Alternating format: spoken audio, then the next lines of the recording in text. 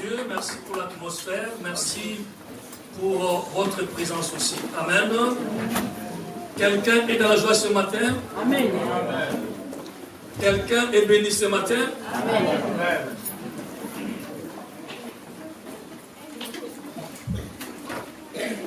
Voilà, nous sommes en train de parler, nous sommes dans une année d'investissement. Amen.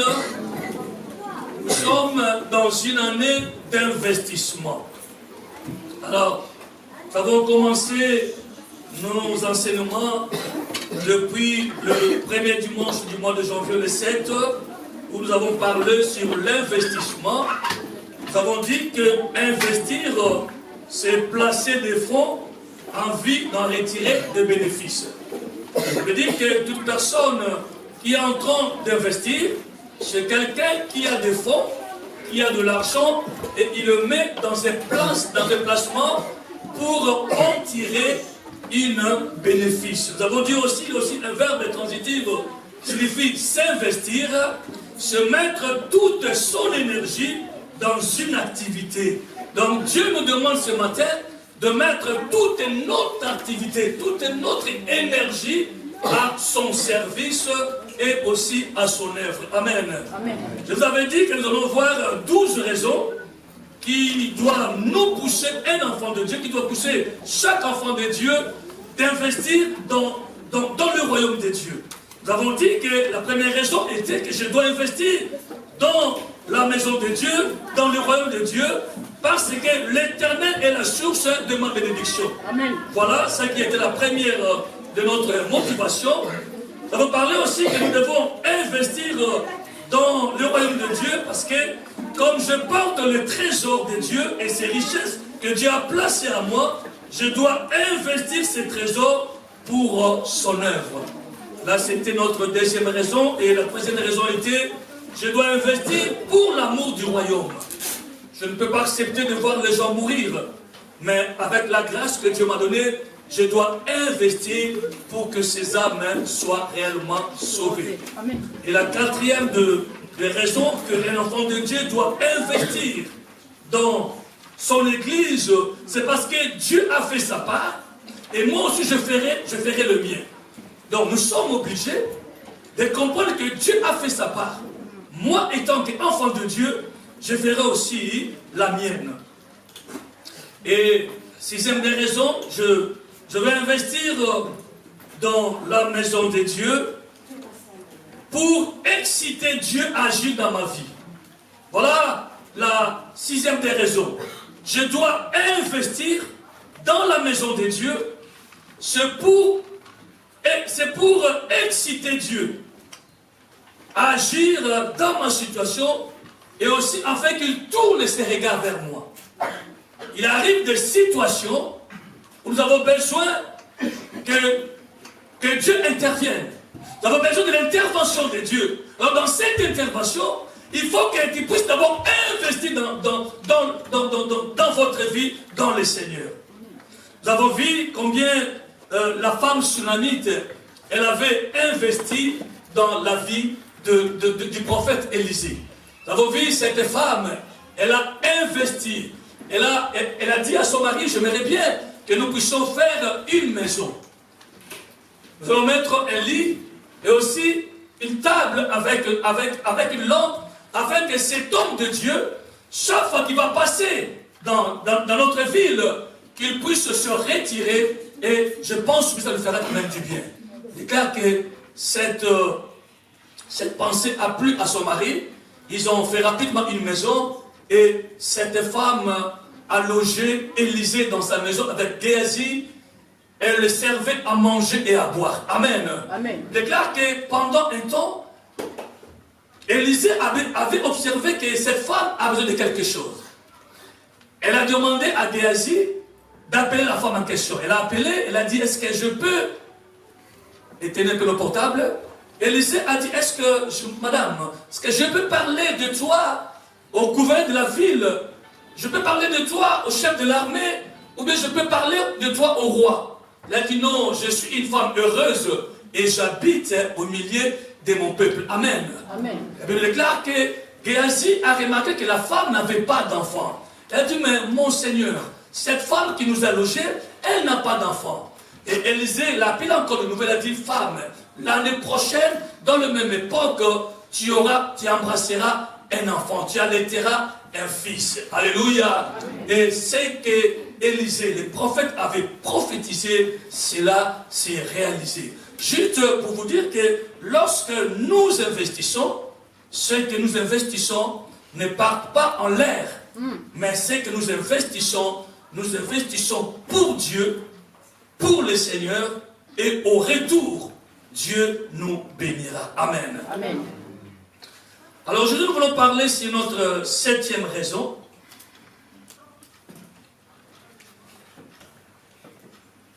Nous allons voir 2 raisons aujourd'hui. Nous allons parler sur le 7e des raisons qui doit me pousser à investir dans mon église, à investir dans le royaume de Dieu. Je dois investir pour préparer l'éternité.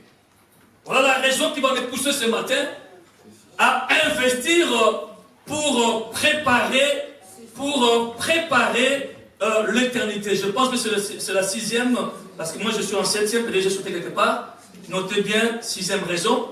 Donc la 6e des raisons, je dois investir pour préparer l'éternité. Amen. Donne-moi les amens plus fort. Amen. Amen. Donc, comme la retraite, ça se prépare, comme on prépare la retraite, on doit aussi préparer l'éternité. L'éternité aussi, ça se prépare, mon frère, ma soeur. Si tu n'as pas travaillé, il ne faut pas compter que tu peux avoir une retraite. Amen. Les gens qui ont droit à la retraite, ce sont les hommes et les femmes qui ont contribué. Et dans toutes les sociétés où les gens travaillent, quelque part dans votre fiche de paye, il y a une retenue qui est là, qui part dans les caisses. On appelle ça les caisses d'investissement. Et lorsque tu passes tes 40 ans, tes 45 ans, tu pars maintenant à la retraite. Et ce que tu avais investi, tu commences maintenant à te réjouir de cela. Amen. Amen. Voilà pourquoi je vous encourage ce matin à travailler. Amen.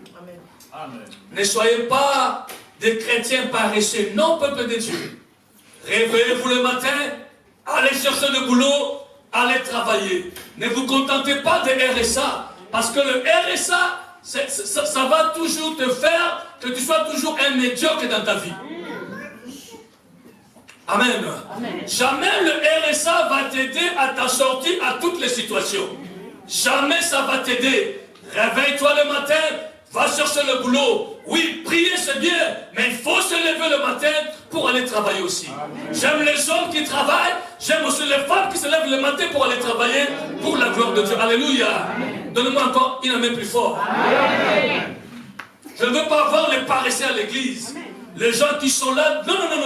Réveille-toi le matin, va trouver du travail. Et je déclare ce matin que ceux qui n'ont pas de papiers, que la préfecture s'en charge rapidement de leur dossier dans le nom de Jésus. Et qu'on vous libère des papiers maintenant, afin que vous travaillez. Alléluia. Parce que plus vous allez travailler, plus vous allez donner votre offrande, votre dîme, action de grâce aussi, et l'église va avancer. Nos églises ne sont pauvres parce que les gens ne travaillent pas. Ils sont assis dans la maison, ils se contentent que de RSA. Quand tu donnes des RSA 450 €, qu'est-ce que tu feras avec ça? Rien. Alléluia. Nous payons d'abord les loyers, 1160 € que nous payons ici, et nous payons sur les taxes d'habitation. Qui va maintenant les payer de Dieu si vous ne travaillez pas? J'encourage ce matin quelqu'un à travailler. Et ceux qui cherchent du travail, qui n'ont pas encore trouvé, je déclare ce matin que le porte s'ouvre pour le travail. Et que vous trouvez maintenant du travail au nom de Jésus-Christ. Nous avons étudié ensemble avec vous qu'investir, c'est placer des fonds, son argent pour en tirer des bénéfices. Donc la notion de l'investissement, c'est une notion de donnant-donnant et de gagnant-gagnant aussi. Amen. La notion de l'investissement, c'est une notion de donnant-donnant et de gagnant-gagnant. Nous voulons parler de l'investissement céleste. L'investissement qui constitue, qui se base sur l'éternité. Et cet investissement doit se préparer aujourd'hui. Il est très important de le comprendre. Que le ciel se prépare sur la terre. Le ciel se prépare sur la terre. Plus que tu te prépares aujourd'hui, plus que demain tu te réjouiras. Amen. Prenons rapidement Matthieu 16. Matthieu chapitre 16, versets 24 à 27. Si vous n'avez pas de la Bible, vous regardez juste dans le projecteur. Vous pouvez le projeter là-bas. Une personne va nous faire la lecture aussi, que nous puissions avancer. Matthieu chapitre 16, 24 à 27. Merci mon frère. Matthieu chapitre 16, versets 24 à 27. Je lis la parole de Dieu. Amen. Alors Jésus dit à ses disciples, si quelqu'un veut venir après moi, qu'il renonce à lui-même et qu'il se charge de sa croix et qu'il me suive. Car celui qui voudra sauver sa vie la perdra. Mais celui qui la perdra à cause de moi la trouvera. Mais celui qui la perdra à cause de moi la trouvera. Et que servira-t-il à un homme de gagner tout le monde? Et que servira-t-il à un homme de gagner tout le monde s'il perdait son âme? S'il perdait son âme. Ou que donnerait à un homme en échange de son âme? Car le Fils de l'homme doit venir dans la gloire de son Père, avec ses anges, et alors il rendra à chacun selon ses œuvres. Parole du Seigneur. Amen. Parole du Seigneur. Je veux que nous puissions comprendre ce matin que dans ces versets de Matthieu 16, versets 24 à 27, Jésus fait sortir de révélations très fortes. Il a dit à ses disciples, si quelqu'un veut venir après moi, si quelqu'un veut me suivre, la première des choses, qu'il renonce à lui-même, qu'il se sépare avec le plaisir de ce monde, qu'il se sépare, qu'il se détache, avec tous les intérêts de ce monde et qu'il trouve simplement l'intérêt à moi l'Éternel. L'apôtre Paul a dit que tout ce que je trouvais comme gain, je l'ai renoncé à cause de l'excellent amour de Jésus-Christ à moi. Paul avait renoncé à la vie qui des fois il trouvait que c'était bon. Je veux dire à quelqu'un ce matin, tu ne peux pas servir le Seigneur si tu n'as pas renoncé dans ta vie. Il faut d'abord renoncer. Le renoncement, c'est le refus de plaisir de ce monde. C'est le refus de servir Satan sous le soleil. C'est se détacher avec le plaisir de ce monde. Je vous ai dit la deuxième des choses. Si quelqu'un veut me suivre, il doit d'abord s'en charger de sa croix. La croix, c'est l'image de la souffrance. Lorsque Jésus apporte la croix, Jésus ne rigolait pas. Jésus était dans la tristesse. Jésus était dans la souffrance. À tel point qu'on a essayé un peu de donner la croix à Simon de Cyrène. Simon de Cyrène a apporté jusqu'à quelques mètres. Et il n'a même pas pu le faire. Pourquoi? Parce que la croix, c'était vraiment la souffrance, un moment de douleur. Alors, il est important, peuple de Dieu, que chaque enfant de Dieu doit accepter la souffrance dans sa vie, doit accepter les épreuves, doit accepter aussi les moments difficiles dans sa vie. Il y a des chrétiens qui croient que la vie chrétienne, ce n'est qu'une vie de roses. Tout doit aller avec facilité. Non, peuple de Dieu, la vie chrétienne, c'est une vie qui nécessite vraiment des combats. Et des fois, tu peux être rejeté, des fois, tu peux être méprisé, abandonné des gens. Mais il faut que tu comprennes que tu n'as pas reçu une personne, mais tu as reçu Jésus. Alléluia. Amen. Les gens peuvent t'abandonner, mais pendant que Jésus ne t'a pas abandonné, je m'accrocherai à lui. Amen. Amen. Amen. Alléluia. Charge-toi de ta croix. Oh, oh non, j'aime pas cette église parce qu'un jour, j'étais à l'église, même les pasteurs ne m'ont pas dit bonjour, les gens ne sont pas gentils. Ce n'est pas ça l'église, alléluia. Ce n'est pas ça ta motivation. Ma motivation, c'est de venir à l'église. Qu'on me dise bonjour ou pas, je m'accroche au Seigneur et je sers mon Dieu. Amen. Alléluia. Mais il est aussi important lorsque tu vois ton frère, ta sœur, quand même de les saluer. C'est la communion fraternelle. Il n'est pas bien de voir ton frère qui est à côté de toi. Tu le vois comme... Non. L'église, c'est la famille chrétienne. Amen. Chaque fois, je vous enseigne que l'église, c'est une famille chrétienne. Je ne connaissais pas ma sœur Ania, mais dès qu'elle a franchi la porte, je l'ai accueillie comme ma sœur. Je l'aime de tout mon cœur. Amen. Alléluia. Amen. C'est comme ça l'église. La force de l'église, c'est lorsque le peuple est uni. C'est lorsque le peuple partage la communion fraternelle. Quand cela est dedans, c'est alors que l'église va avancer. Amen. Dis avec moi, Amen. Amen. Voilà pourquoi il est important de comprendre que non.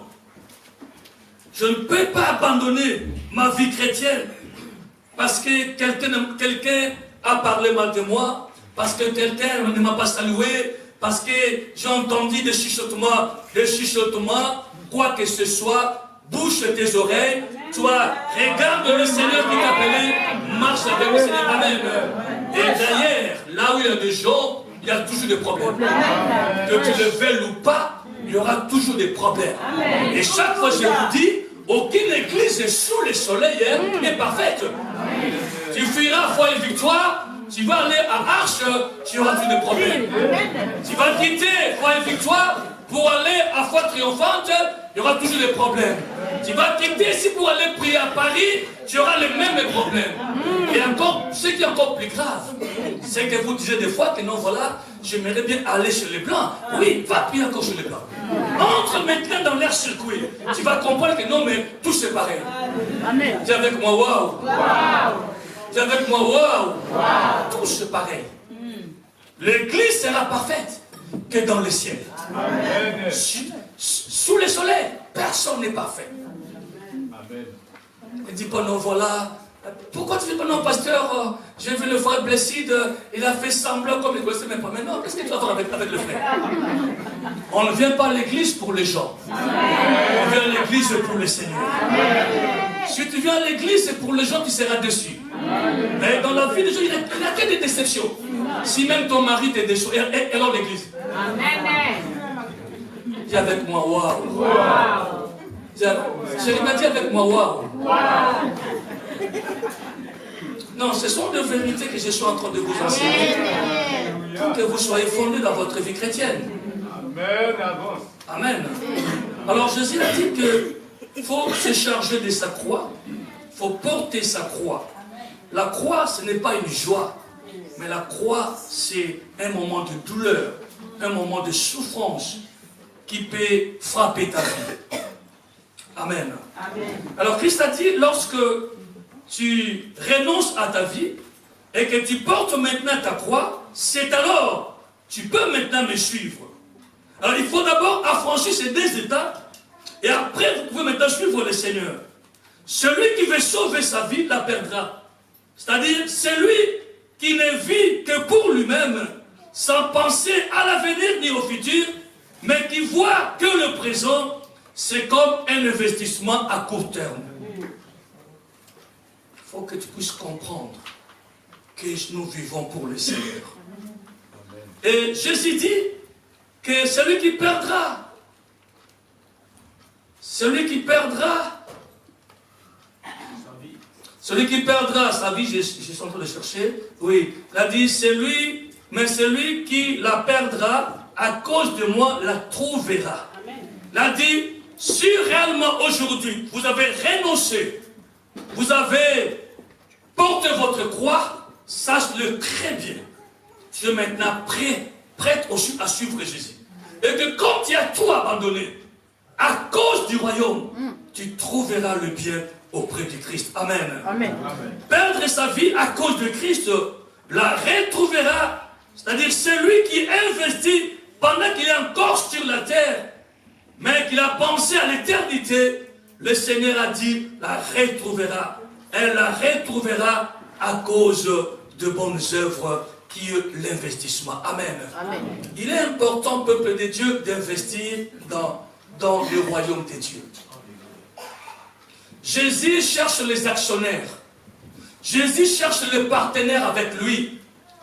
Jésus cherche les gens qui vont travailler dans son royaume. Jésus a besoin de bénir les gens. Jésus a besoin de gens qui vont servir dans sa présence, dans sa maison. Voilà pourquoi, si nous investissons aujourd'hui, ce que nous investissons, nous les trouverons un jour. Ça va nous attendre quelque part. Voilà pourquoi lorsque vous investissez, ce n'est pas des choses qui vont se perdre, mais l'investissement, c'est aussi une semence. Toute personne, lorsqu'elle est en train de s'aimer, il pense toujours à une moisson. Il pense toujours à une récolte. C'est pareil aussi à l'investissement. Lorsque nous investissons, nous attendons aussi à une récolte au temps opportun de l'Éternel. Prenons rapidement Apocalypse 14. Prenons Apocalypse 14, verset 13. Et prenons aussi Psaume 37, versets 25 à 27. D'abord, nous commençons par Apocalypse 14, au verset 13. Qu'est-ce qui est écrit?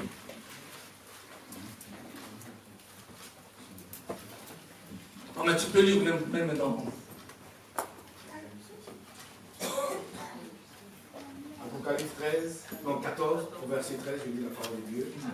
Et j'entendis du ciel une voix qui disait, écrit, heureux d'eux à présent les morts, heureux d'eux à présent les morts qui meurent dans le Seigneur. Oui, dit l'Esprit, afin qu'ils se reposent de leurs travaux, car leurs œuvres les suivent. Parole du Seigneur. Amen. Parole du Seigneur. Amen. Parole du Seigneur. Amen. L'apôtre Jean s'exprime en disant, il a entendu du ciel une voix disant, écrit et dit aux morts heureux, dès à présent, ceux qui meurent dans le Seigneur. Voilà pourquoi il est important de connaître Jésus-Christ, de le recevoir dans ta vie comme le seul Seigneur et le seul Sauveur. Le fait de venir à l'église, c'est bien, mais le recevoir, qu'il occupe une place dans ta vie, c'est aussi une autre chose. Amen. Amen. Lorsque tu es à l'église et tu n'as pas encore reçu Christ comme Seigneur et Sauveur, peuple de Dieu, tu es encore loin du Seigneur. Amen. Il faut que Jésus occupe une place, qu'il prenne le centre, le commandement de votre vie, qu'il puisse commencer maintenant à vous diriger, qu'il commence maintenant à vous orienter, qu'il commence maintenant à vous protéger et aussi à vous sécuriser. Amen. Voilà pourquoi Jean dit, heureux dès à présent les morts qui meurent dans le Seigneur. J'aime beaucoup prêcher ça lorsqu'on me vit peut-être dans un retrait de deuil. Je dis aux gens, si quelqu'un meurt dans le Seigneur, réjouissons-nous. Amen. Alléluia. Réjouissons-nous l'église. Si aujourd'hui je mourrais, réjouissez-vous. Soyez dans la joie.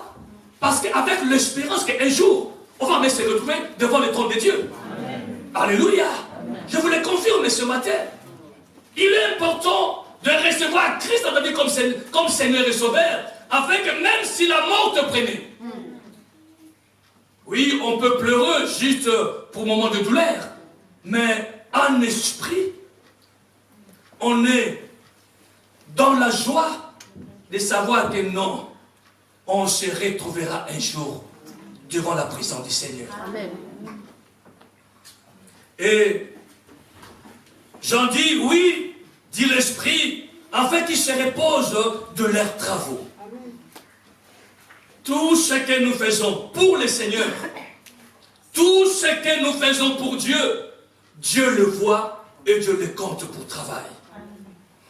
Il a dit qu'ils se reposent et qu'ils sachent aussi que les œuvres qu'ils ont faites pendant qu'ils étaient vivants et vivantes, tous leurs bienfaits, l'intérêt qu'ils m'ont accordé, comme ils ont soutenu mon œuvre, comme ils ont participé au royaume de Dieu, toutes ces bonnes œuvres-là, moi l'Éternel, je ne l'ai pas oublié. Je ne l'ai pas oublié. L'homme peut oublier, mais moi l'Éternel, je ne l'oublierai jamais. Tout ce que nous faisons pour Dieu, lorsqu'on demande qui va contribuer pour payer les loyers, tu donnes ton argent. Pour payer l'électricité, vous investissez. Pour payer de l'eau, vous êtes là. Sache-le très bien que cet investissement, Dieu le voit comme de bonnes œuvres. Amen. Et après la mort, Dieu te dit que tes bonnes œuvres, tu le retrouveras devant le Seigneur. Amen. C'est la raison pour laquelle vous allez remarquer, tout le monde, tu peux être dans un gouvernement, mais tout le monde ne voit pas le roi. Alléluia. Amen. Il y a ceux qui voient le roi de près, il y a ceux qui le voient aussi de loin. Cela est dit à cause de la qualification. Les bonnes œuvres nous qualifient et nous approchent près du Seigneur. Nous approchent encore plus près du Seigneur. Il a dit, leurs œuvres le suivent. Je veux encourager ce matin quelqu'un de comprendre que lorsque vous donnez à Dieu, vous investissez. Amen. Tout ce que vous faites pour le Seigneur, devez savoir, prenez-les comme les bonnes œuvres. Tabitha, c'était une femme qui faisait de bonnes œuvres. Les bonnes œuvres parlent maintenant et ça parle aussi dans l'éternité. Aujourd'hui, les bonnes œuvres que tu fais, ça parle. Dieu va te bénir. Dieu va t'accompagner. Ça ne finit pas simplement sur la terre. Même après la mort, dans l'éternité, tu retrouveras tes bonnes œuvres. C'est la raison pour laquelle ce matin, nous sommes en train de parler sur la 7e raison qui doit me pousser à investir dans le royaume. C'est pour préparer mon éternité. Ça veut dire qu'après la mort, il y a encore une autre vie qui nous attend. Quelqu'un sait qu'après la mort, il y a une autre vie qui nous attend. Voilà, cette vie doit se préparer aujourd'hui. Si tu veux la retraite, il faut que tu travailles aujourd'hui. Amen. Voilà pourquoi il est important, peuple de Dieu, d'investir pour le Seigneur. Investissez dans votre église. Investissez dans votre église. Servez le Seigneur dans votre église.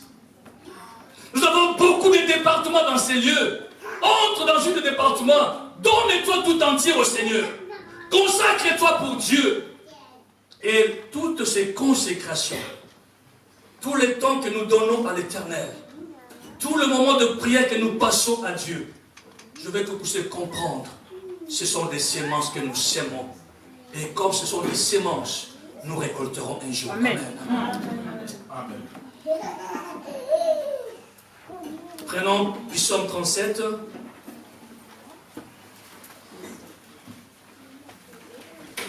Au 25. Psaume 37, verset 25 à 27. Je lis la parole de Dieu. J'ai été jeune, j'ai vieilli, et je n'ai point vu le juste abandonné, ni sa postérité mendiant son pain. Toujours il est compatissant, et il traite, et sa postérité est bénie. Détourne-toi du mal, fais le bien, et possède à jamais ta demeure.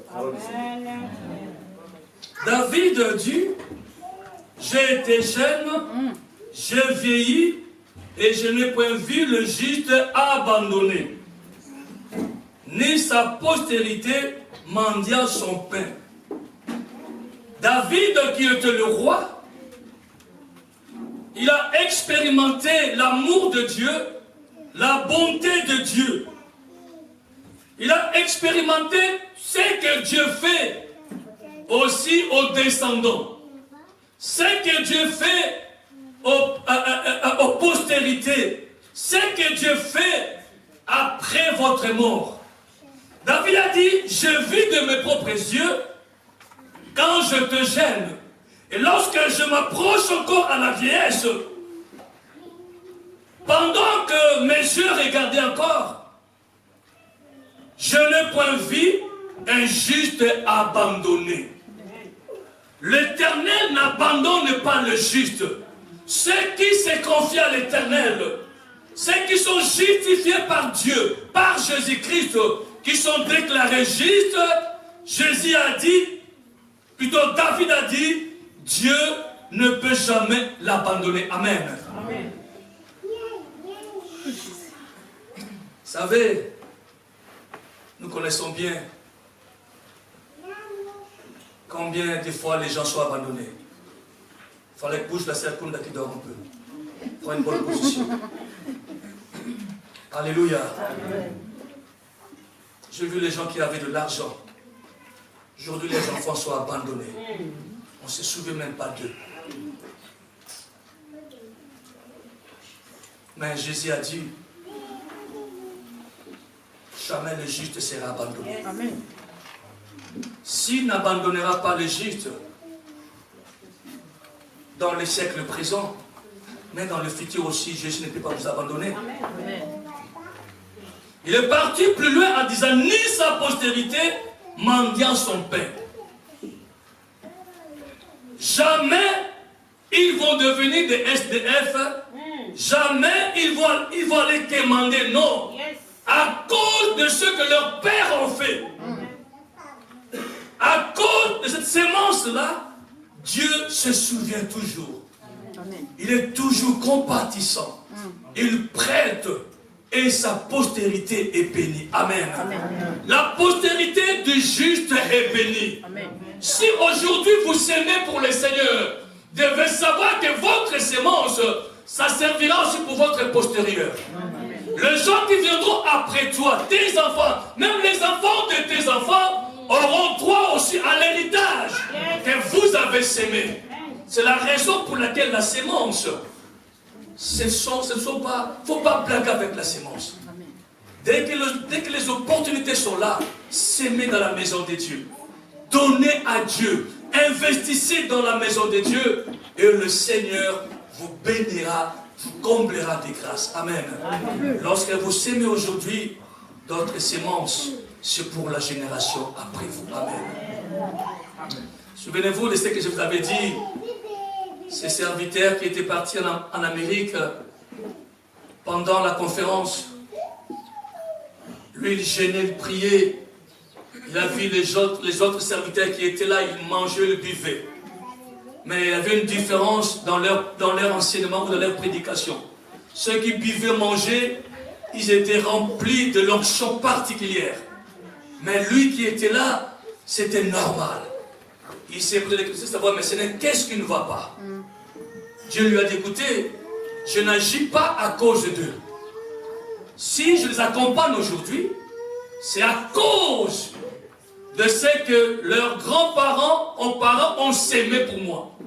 Tellement qu'ils m'ont servi, tellement qu'ils m'ont aimé. Et comme je suis le Dieu d'alliance, et comme je suis un Dieu de souvenirs, je me souviens maintenant de leur postérité. Amen.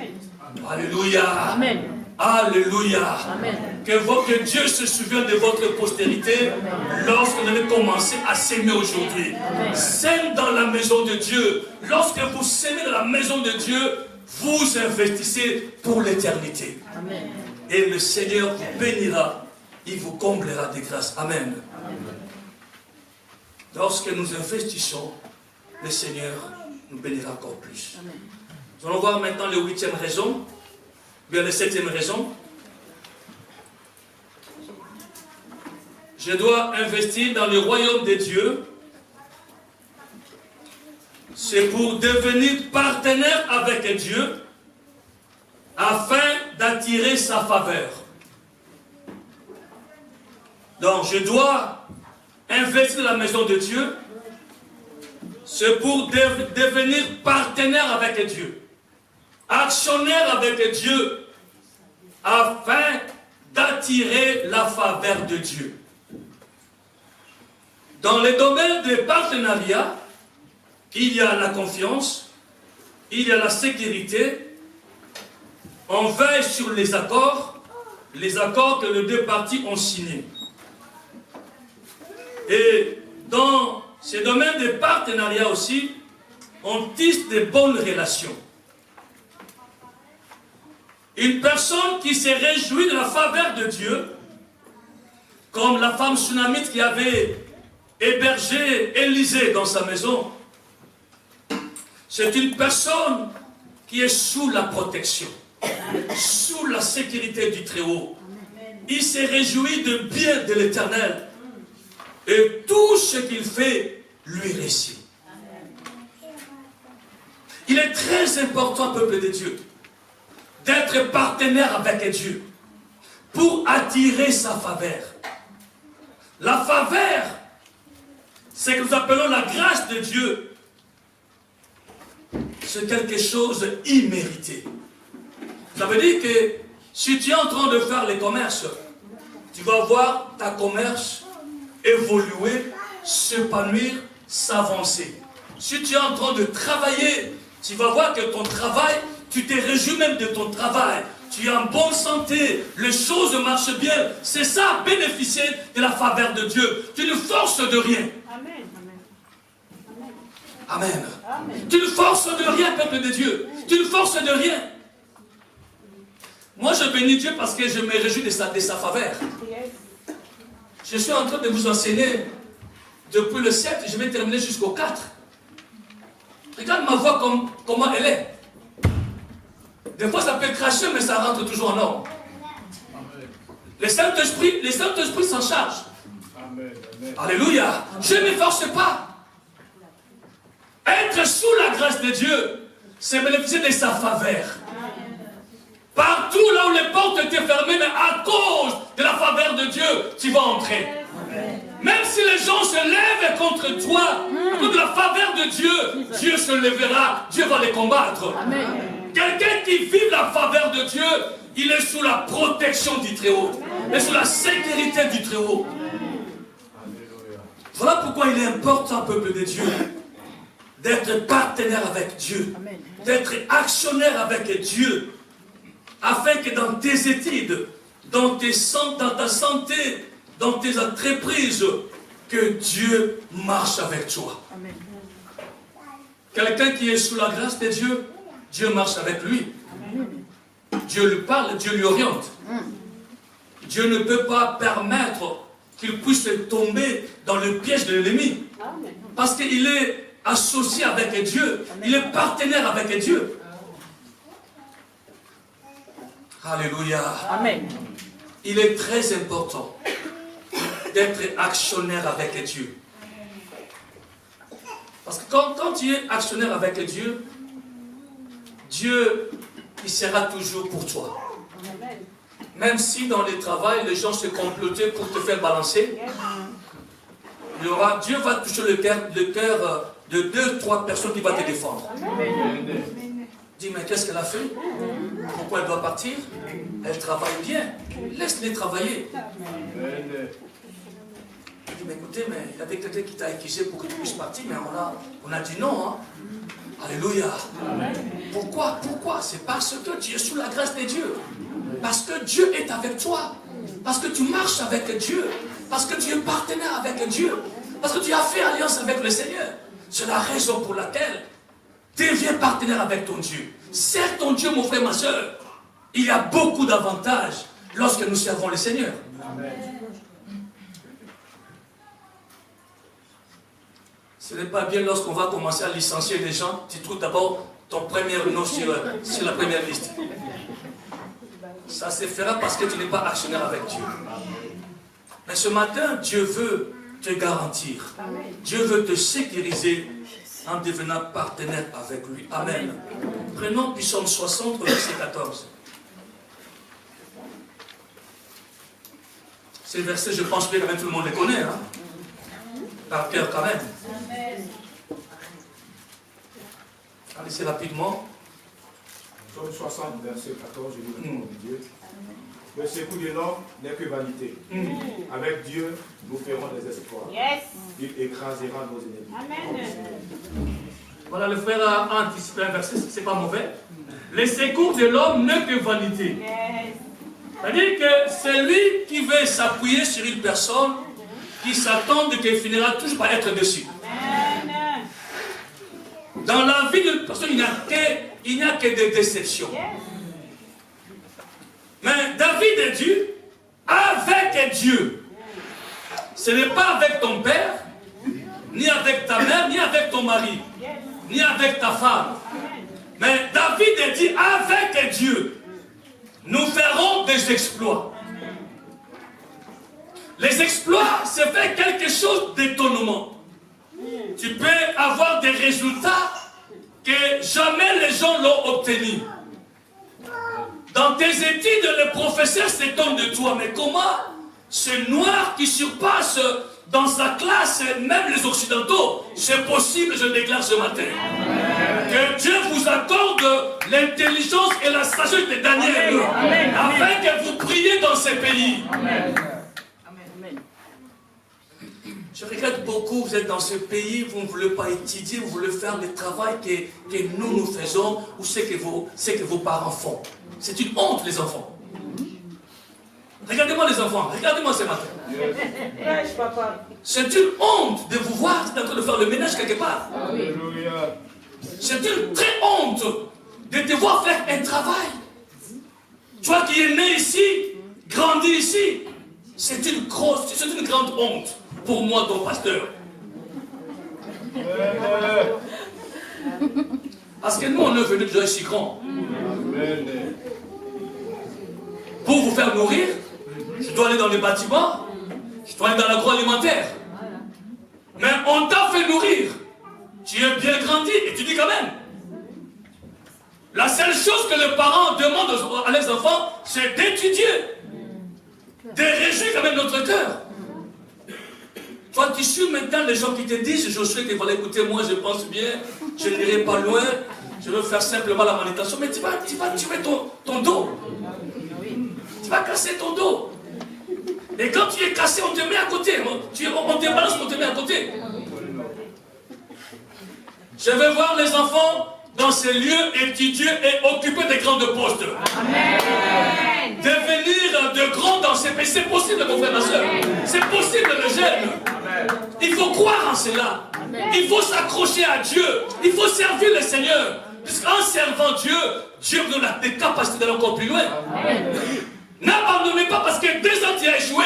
Lève-toi avec Dieu, nous ferons des exploits. Prends ces versets du Seigneur, tu m'as dit qu'avec toi, nous ferons des exploits. Amen. Et tu verras Dieu t'accompagner. Amen. Je ne veux pas voir les enfants dans cette église. Si je te vois, je te chasse. Demande, Josué, qu'est-ce que tu fais? Oh non, pasteur, je travaille là. Tu fais quoi? Tu gagnes combien? Oh, 1200 €. C'est pas bien. Amen. Parents, encouragez vos enfants à étudier. Parents, investissez aussi pour la vie de vos enfants. Vous voulez simplement investir en Afrique, là où des fois un jour tu n'iras même pas. D'ailleurs les pays ne marchent même pas aussi bien. Investissons, parents, dans la vie de nos enfants. Parce que si nos enfants réussissent aujourd'hui, je pense bien aussi, ils peuvent aussi penser à nous.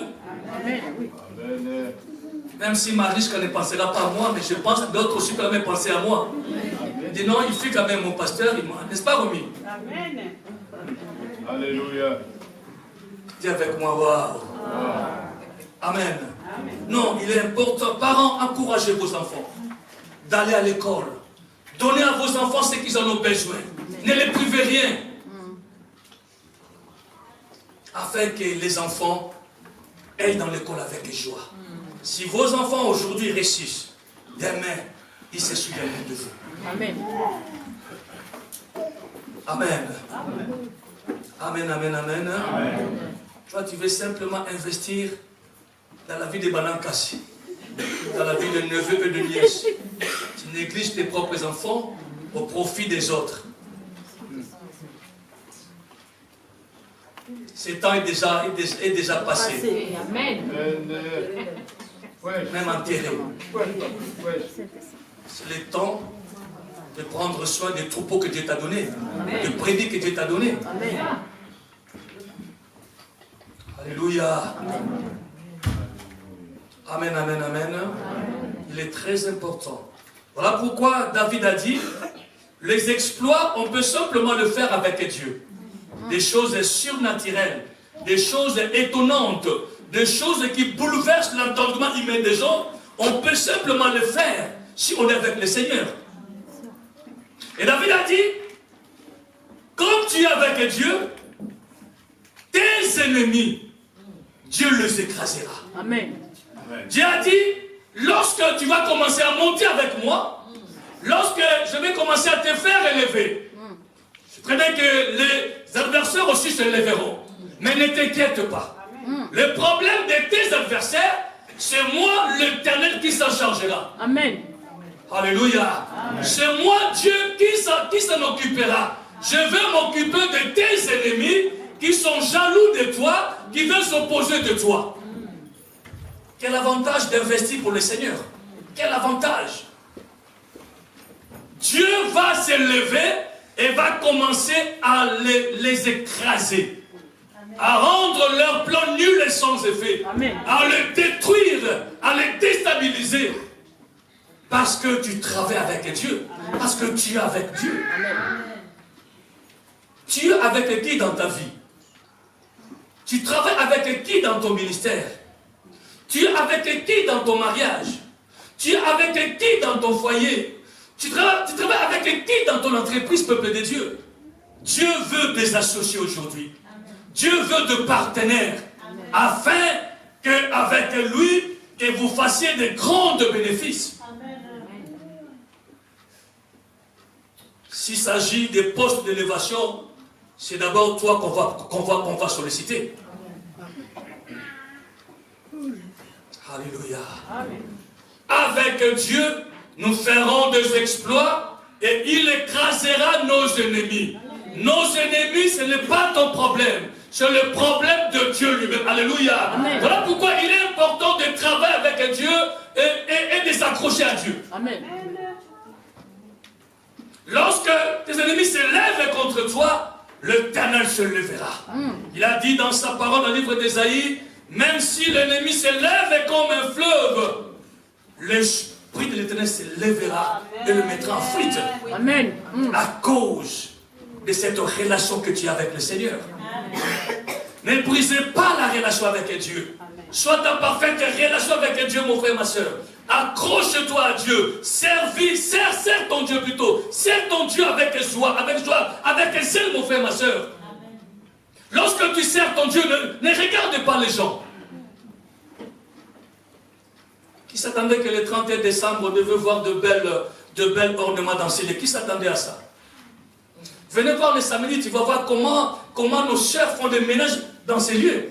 Quelle joie, quelle motivation. Je dis, Seigneur, bénis-la, bénis le Seigneur. Qu'il soit rempli de grâce, qu'il soit béni le Seigneur d'Israël. Toi, tu viens que le dimanche pour s'asseoir, quand tout est propre. Tu aimes toujours que Dieu te donne. Le dimanche, vous avez dit que celui qui donne, il est toujours en bas. Il est toujours dominé. Parce que celui qui donne, plutôt celui qui reçoit, il est toujours en bas. Il est toujours dominé. Celui qui donne, il est toujours en haut. C'est le problème que nos pays africains ont. Voilà pourquoi nous devons aussi prier pour nos pays africains, afin que Dieu nous donne des dirigeants capables, qui doivent aussi faire marcher le pays. Alléluia. Amen. Il est très important, peuple de Dieu, de comprendre que des exploits dans ta vie, tu peux simplement le faire avec Dieu. Amen. Et Dieu s'en chargera de tes ennemis. Dieu s'en chargera de tes adversaires. Voilà pourquoi il est important. Prenons pour clôturer Proverbe 3.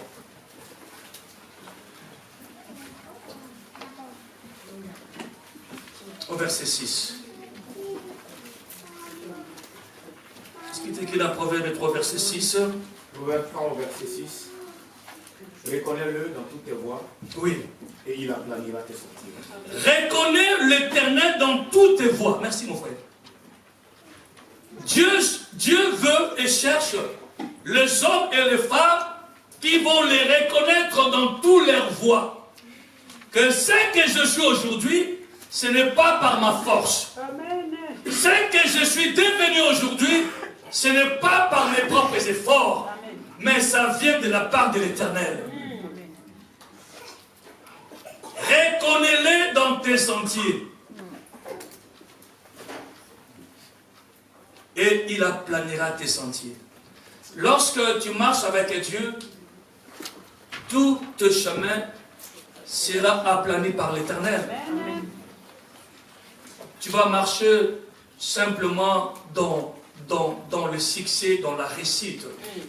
Pourquoi? Parce que le Seigneur est avec toi.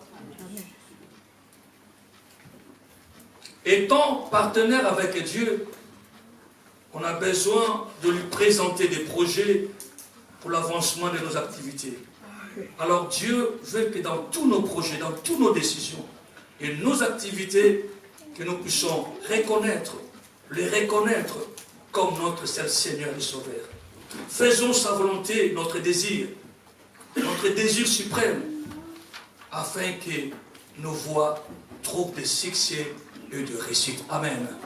Nous avons des problèmes dans notre voie. Nous sommes en train de marcher dans des voies, dans les ici, sans ces courses, parce que nous ne voulons pas travailler avec Dieu. Travaillons avec le Seigneur, investissons avec Dieu, et Dieu nous bénira, et Dieu nous comblera de grâce. Nous verrons la main de Dieu, et nous serons en bonne santé. Dieu veillera sur nous, Dieu verra sur nos enfants, il verra sur nos familles, il verra sur nos foyers, parce que nous travaillons avec lui. Amen. Amen. Voilà, ce matin, je veux que nous puissions comprendre ces deux raisons. Je dois investir pour préparer l'éternité, qui est une réalité après la mort. Et aussi, je dois investir pour attirer la faveur de Dieu dans ma vie. La faveur de Dieu. David a dit, Seigneur, tu peux me priver tout, sauf ta grâce. Amen. Amen. Amen. Que Dieu bénisse sa parole. Que Dieu bénisse sa parole.